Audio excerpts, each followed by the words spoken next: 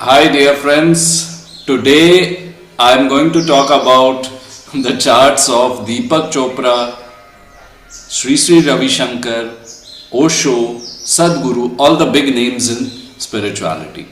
Some of the famous gurus, they may not be the most revered or enlightened gurus, maybe not, maybe yes, I don't know, but they are the most famous, the ones who really have this big boy, big alpha image, So I'll look at Deepak Chopra first, since he's in the headlines very much now, and let's see how long he's going to suffer from this, what is really coming for him in the future, and also what are the strengths and weaknesses in his chart, because we have to understand the person as a whole. We cannot just stand in trial and do all these media trials on people. We have to give our opinions, but also understand that there is some essence that the person has, otherwise why would he make it so big in the world? So let me share a little bit about his chart right now. We'll have a look at his chart and then some highlights, right?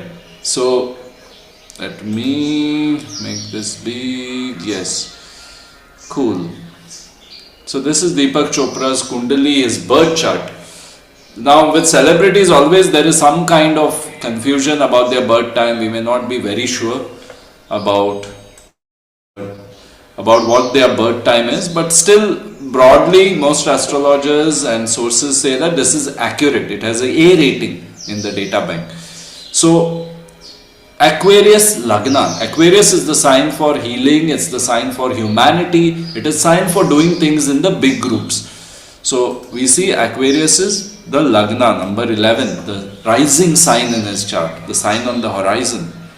And Moon is in the 8th house, which is again the house of psychology, the house of transformation, the house of occult, the house of subconscious. 8th house is the house of subconscious. But 8th house also gives you scandals, gives you death, gives you accidents. So I'm sure right from his childhood he has seen difficult situations. He might have seen very difficult situations with his mother, because Moon represents mother in the person's chart.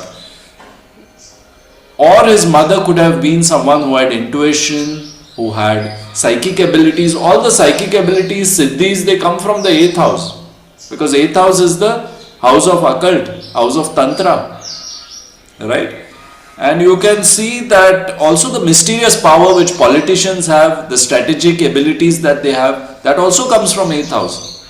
So Moon in the 8th house, in the sign of Virgo, the sign of healing. So healing subconscious has been his area. He was a medical doctor, but he moved into holistic medicine, he moved into quantum medicine, all these kind of things. Now the ruler of the Lagna is Saturn, which again goes to 6th house, which is the house of healing. House of healing. And it is with Pluto, which is again the deep subconscious. So healing the subconscious, right? So his work has been on this topic. No doubt he has a great body of work, and we have to acknowledge that.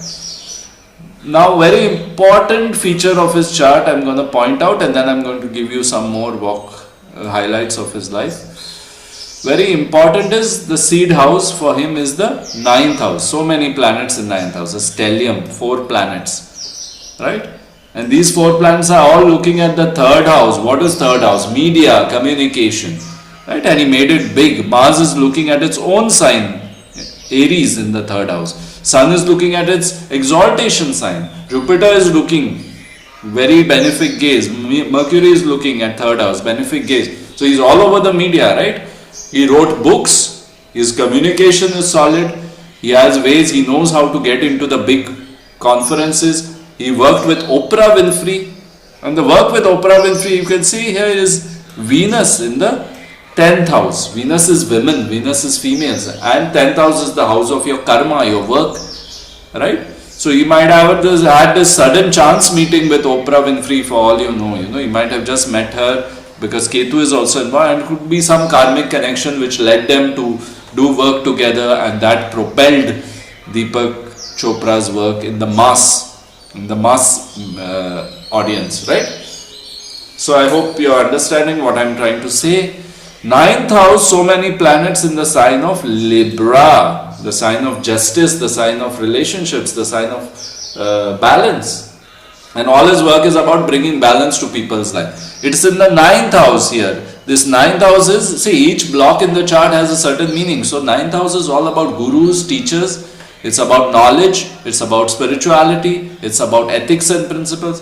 So somewhere we see that he also has this Mercury-Mars combination, which is a good combination for advocates, right? Mercury-Mars, very aggressive form of debating or arguing and things like that. And we might have seen, some of his things with Sam Harris and all that. He wouldn't accept their views and he would rather be very dismissive of it.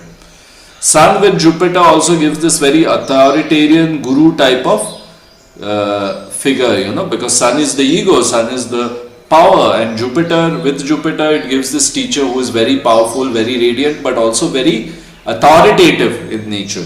Mercury-Mars combination, usually we see it in lawyers because it helps them to fight, but also Mercury-Mars is very good for pushing, like very hard, aggressive communication can come from Mercury-Mars. So, yeah, my friends, I think it's a chart which is very suitable for what he's doing. Venus-Ketu here, issues with women can be there for these kind of people who have Venus-Ketu, because they are, Venus is followed by Saturn for him, followed by Ketu. So there is some kind of, troubles can come with women, troubles can come with finances also. And it is the ninth house ruler. So ninth house is foreign land, as we know. So his work is with foreigners. A lot of his troubles also have been with foreigners. But there is some kind of destiny, karma involved, because Ketu is with the ninth lord Venus. And it's in the very karmic sign Scorpio also. Venus also rules the fourth house ruler. It's the fourth house ruler sitting with Ketu. So as I said, his mother's life would have been very difficult or challenging in some way. But also we would see that he is someone who will find a separation from his motherland, from his homeland. So he moved out of India after becoming a doctor. Somewhere in 1970 he moved out of India. So he's almost fully American, And Venus, Ketu, because fourth lord with Ketu gives that separation. So anyway, I'll not bore you with too much of analysis. Now let's see some highlights from his life. So yeah, as I said, as I told you already, Mars is the ruler of the 10th house. Mars is the ruler of the 10th house. So he is very much into the physical aspect also, and also very much a go-getter, when far as his career is concerned, as far as work is concerned, pushing his work forward. And Mars is one of his best planets because it's with benefics like Jupiter and Mercury, right? Mars is between two benefics, Jupiter and Mercury, that Kartari, Shubha Kartari as we call it, the scissor, the positive scissor, the auspicious scissor, where it is between Jupiter and Mercury. So Mars gives him, so a lot of physical activity, lot of dynamism, lot of adventurous thing. So also we see that he has something called as, Deepak Chopra adventures. Of course, we know he's a doctor. So, but then he has this adventures, he has this adventure thing where he takes people on adventures, retreats, workshops in distant locations, even Antarctica, they are doing workshops, right? 10-day workshop in Antarctica. Then he wrote some spiritual adventure novels also, right? Mysticism and fantasy, wellness retreats and workshops in exotic locations, and you charge a good amount of money for it because his Mars is very strong. You can see finding divinity in the Himalayas. So you can charge a good amount of money for this kind of work if you are having a good Mars. Work of adventure, work of travel, work of dynamism, right? And Mars rules his 10th house. Okay? And as I said, the third house is favored by the drishtis of so many planets. So we can see here, third house is favored by drishti, and third house is also ruled by Mars, which is favorable between Jupiter and Mercury. So important to see the conjunctions, the aspects. Mars is not such a good sign. Libra is not a great sign for Mars, but it's in the 9th house, house of luck. It's with Mercury and Jupiter, two benefics.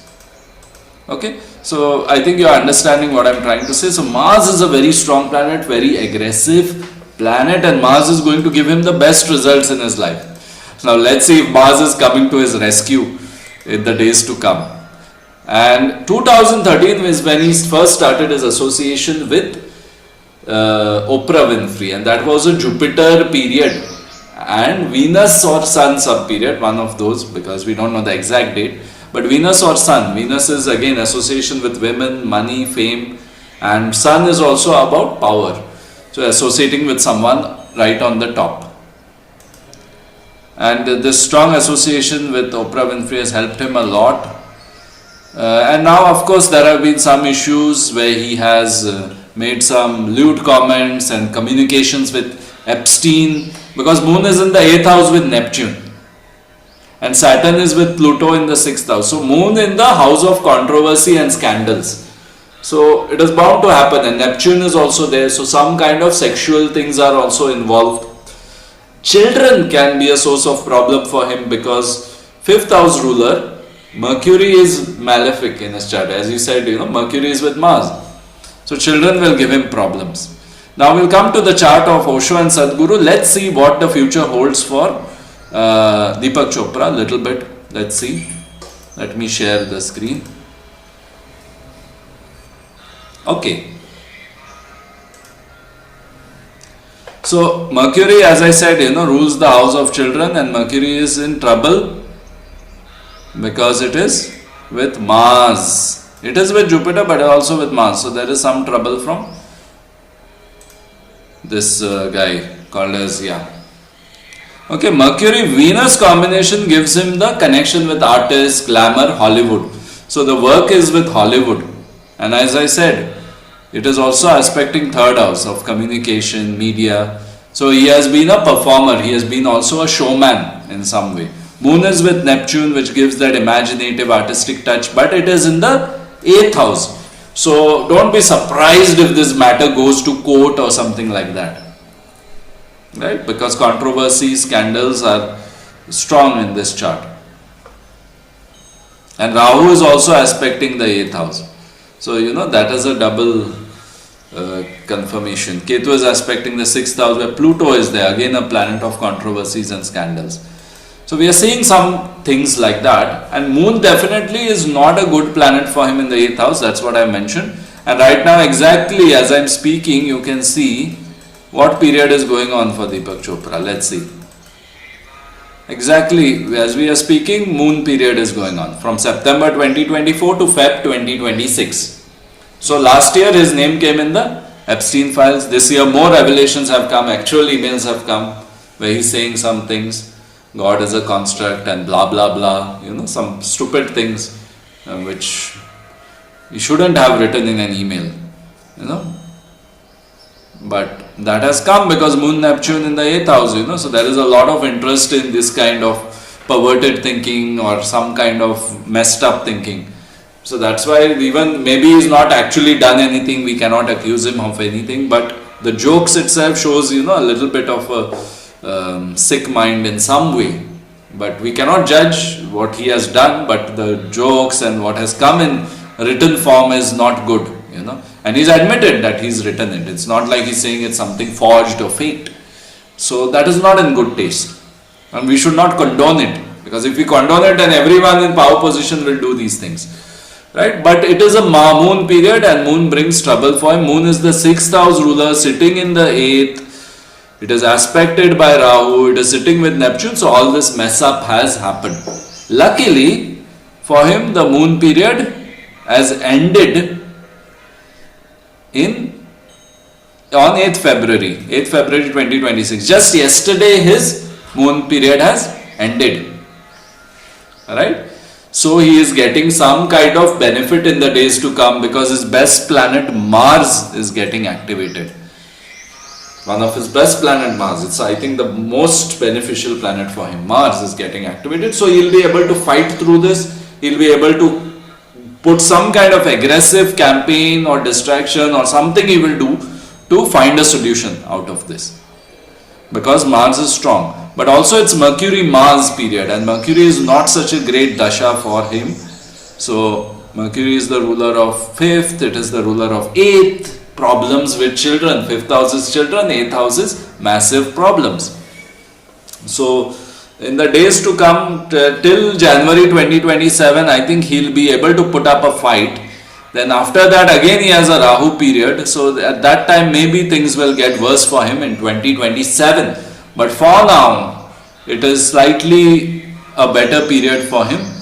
Let's see the transit of Saturn. Saturn right now is in Pisces, aspecting the 8th house for the next 2 years. So it is a little troublesome for him next 2 years, because Saturn is aspecting the 8th house of controversy, of scandals. So next 2 years, as I said, this year there will be some relief for him since he's in the Mars Antardasha. But next year I think there will be resurfacing of this, and there will be some troubles for him. Jupiter is entering the 6th house in mid of this year. So as I said, little bit of help will be there this year, but still I think as long as Saturn is in the 2nd house, there will be troubles. Also Saturn is 7th from Moon, which is dealing with public. So he will have troubles for the next 2 years overall. It's, after that things might change a little bit. So let's see what happens in the next 2 years. Let's not comment too much about it.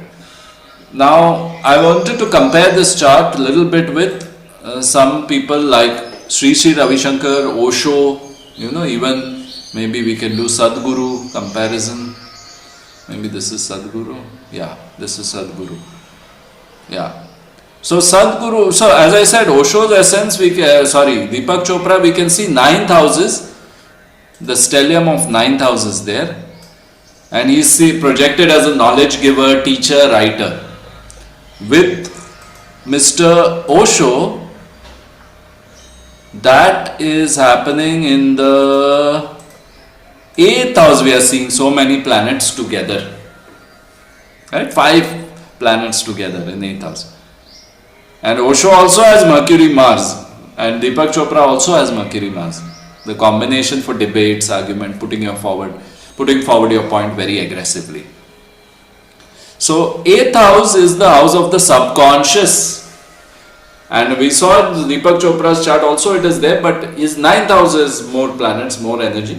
So with Osho it was more strong with esoteric things, with subconscious things, and he had his own research, but Deepak Chopra is relying on sources, but Osho had his own intuition, own research, and very deep research, lakhs of books he had read. So Osho was a master researcher and master intuition.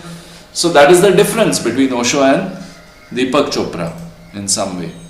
Then we see Sri Sri Ravi Shankar, he again has a planetary combinations, lot of planetary combinations on the 5th house and 11th house. He has Pluto in the 8th house, which is required for that deep intuition and spiritual work. But he also has Mars exalted, aspected by Jupiter. So Mars is a good planet for Sri Sri Ravi Shankar also, just like Deepak Chopra. So they are able to push their work, they are able to market themselves very well. Okay.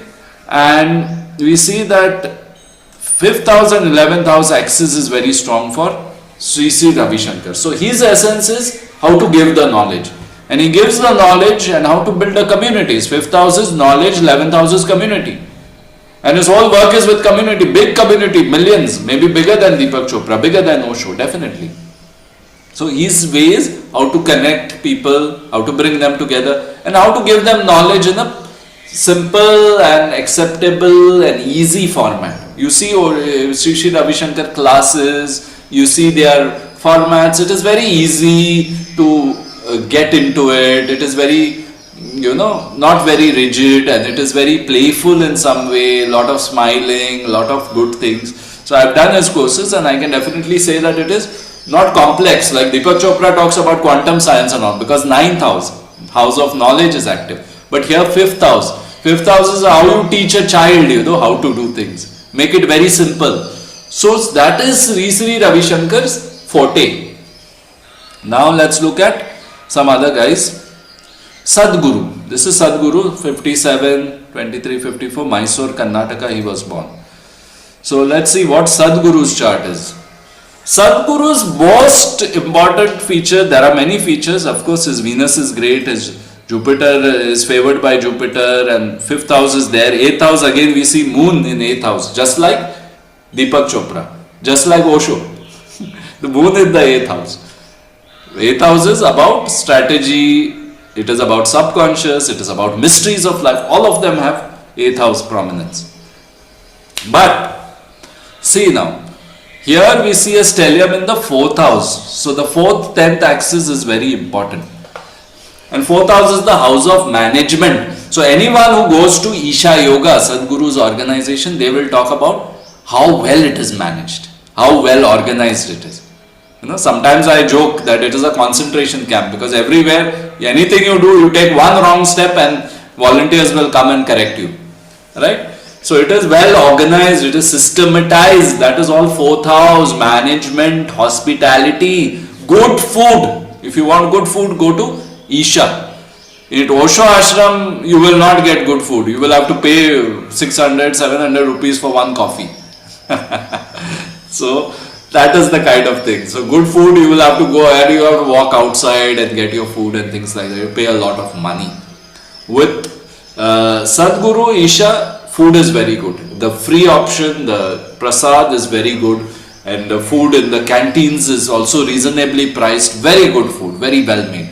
And his food products are also good. 4th house is food, 4th house is agriculture. He supports local agriculture, organic agriculture, supports cotton weaving, handloom. So that is all 4th house. So he has these home products, kitchen products. Sri Sri Ravi Shankar also has it, but Sri Sri Ravi Shankar's essence, as I told you, is to make the practices easy, give people a very nice community where they feel good. Right?